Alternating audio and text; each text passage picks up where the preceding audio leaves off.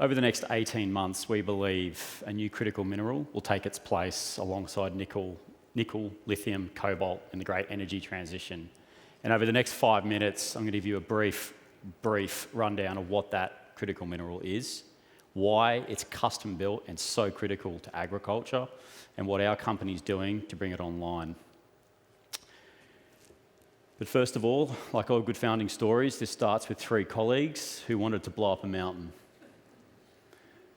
Not just any mountain, this mountain was made of basalt, and we'd been tasked to come up with a decarbonisation strategy. We'd reviewed 5 decades worth of literature from Japan, Brazil, etc. And we realised that this rock, if we pulverised it, would deliver physical soil building capability. It packed an enormous nutrient payload, but it also had this carbon removal element to it as well. Not just soil organic carbon, which is often conflated with soil carbon, but this overlooked element, soil inorganic carbon. Obviously, it went down like a lead balloon. We decided there was something to this. We formed a company, left, and started researching. Research that started from rock in a honey pot with glad wrap CO2 hooked up to a Raspberry Pi. How do you measure CO2 in an atmosphere? All the way to taking over a guy's kitchen, moving on to footy field-sized trials. Along the way, attracting a couple of pretty well-known to a lot of you professors in Professor Canberra and Rowlings to those experimentation program. But the real breakthrough came when we found a 45-hectare operation run by a bloke who was, I guess, hippie enough to be using organic rock fertiliser, but German enough to keep the receipts for 25 years. And we had this full life cycle analysis that we were able to wrap in a bow and stick it to our theory that actually all the problems we'd run into, i.e. you've got to grind this rock to dust, the carbon removal effect takes 10,000 years to happen, you'd need to recreate a mining industry the size of coal, you'd burn too much CO2 trucking it from A to B, was all wrong. Surprisingly, we managed to get patent applications in across the US and Australia on that carbon measurement protocol for the inorganic carbon component. But I guess the sort of turning point came when Elon Musk's foundation, when they were looking at 1,100 companies around the world across land, sea, air and rock, gave us the nudge that we'd be top 25 in the world. We were the only one moving rock in that top 60 cohort. And what that really signified to us was that basalt as a critical mineral was now online. All the road barriers had been removed. And it gave us our central philosophy that basalt holds the key to be able to produce more food on less land at lower cost and lower emissions. It held the key to be able to go into the agricultural industry and I guess take the next step from plenty of road mapping going on, plenty of baselining going on, but when we were talking to the farmers, there weren't a lot of solutions in the cupboard for them. And it gave us, I guess, the kernel of an idea or the foundation stone for a business. And our mission's pretty simple: help enable farmers to decarbonise in a way that's not only easy to adopt, it's actually cash flow positive.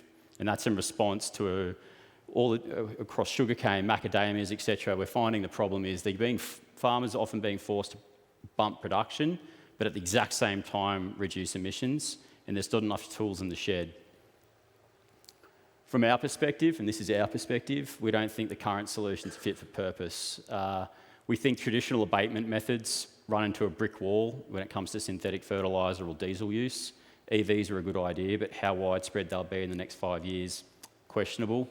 Some, not all, nature-based solutions we think are actively hostile to intensive agriculture. Reforestation's needed, fine, but it's really hard to grow food when you've roped it off forever.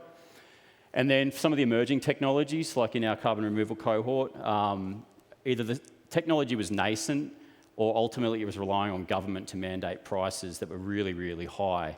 But for us, looking on behalf of our farmers, we asked ourselves the question, why would we trap them into a market, carbon credit market only, which was worth 60 million last year, versus being able to tap the ethical food market of 420 billion last year. Right, so we've got this rock. We've got the potential demand there for low emission food, rather than just carbon credits. They do play a role. But there's this other bit, like how do you link one with the other? And that falls back on the core of our team's skill set. We spent the better part of half a decade building software for open cut, load and haul optimization in mining. Basically, we had a front row seat to the top mining companies making money evaporate by getting that wrong. And we built software to fix it and make sure it didn't happen again. So the software at its core handles all sourcing and logistics. It handles a lot of the backroom MRV stuff. So if you're taking soil samples, reporting that to carbon credit verification agencies, etc. But then importantly, it clicks in with other systems to drive reporting and monetization efforts upstream.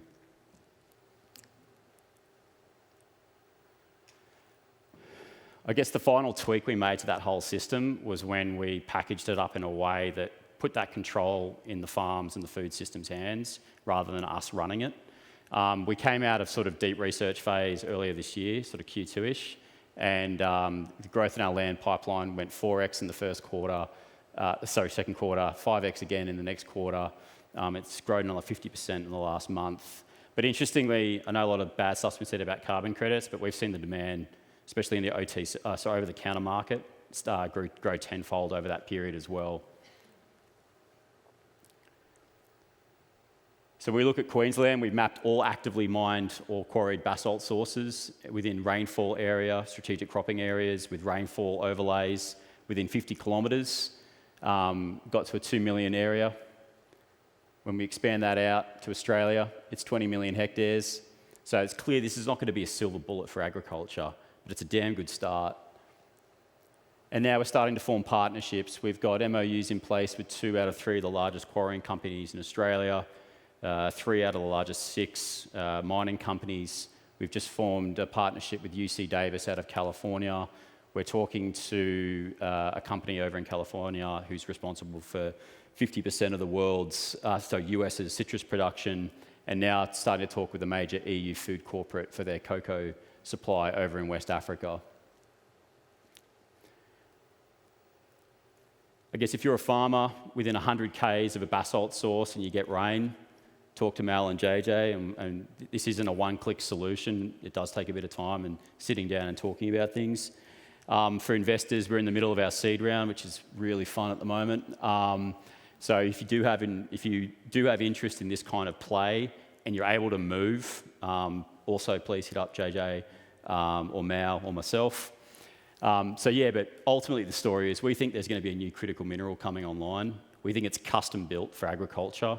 It's going to be able to catapult it from being reaction to policy to getting on the front foot.